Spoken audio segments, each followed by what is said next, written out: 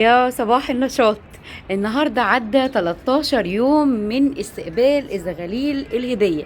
13 يوم وانا كشفه لهم السما.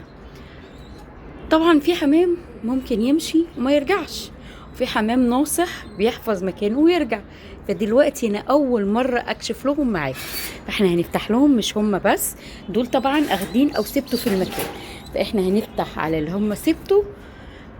يعني انا هستنى كده. بصوا، لا هش ولا نش ولا اعمل حاجه. معايا كوبايه النسكافيه اهو، سيبهم يخرجوا براحتهم، وهنشوف مع بعض لو في الوقت طول ولا حاجه ممكن ان انا اسرع الفيديو. بس انا عايزاكم تشوفوا اللي بيحصل بالظبط. طبعا اللي طلعوا الاول عشان خلاص متعودين شويه على المكان، اللي تحت تمام. دول اللي جوه بقى اللي انا قلت لكم عليهم هيتشجعوا وهيطلعوا على حس بقى اللي هما طلعوا دول. اهم حاجه بس ما تستعجلش على الزغلول لو لسه صغير. بصوا على فكره ممكن الصبح، هو الساعه 7 دلوقتي، الصبح 7 صباحا، ممكن بقى ايه ينطلقوا، لان الحمام بيبقى في قمه نشاطه الصبح.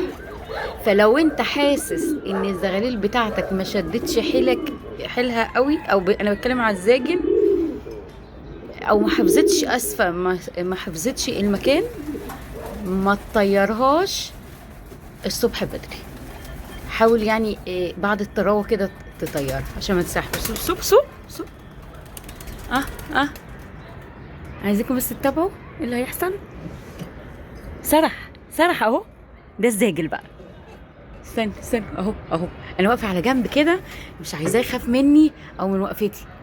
ما ركنش. اها، انا بس عايزه العمود هيركن. ماشي، هو ركن في العماره اللي في وش الناحيه التانيه. ده لسه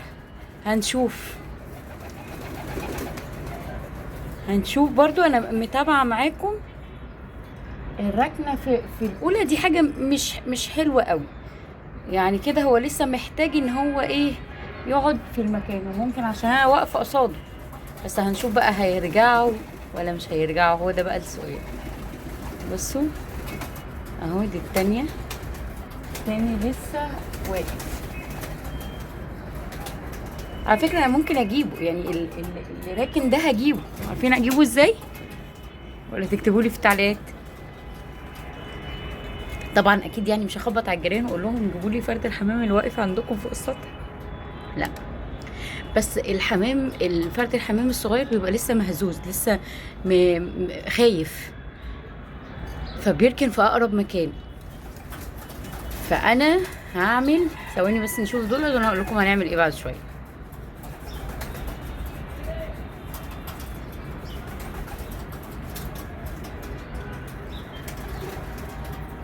هو كده بيفرد جناحه، التاني ده بيفرد جناحه.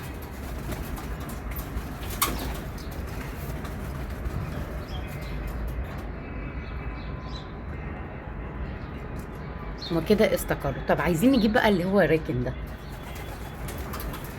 هو مستعد للطيران اكتر، بس خايف.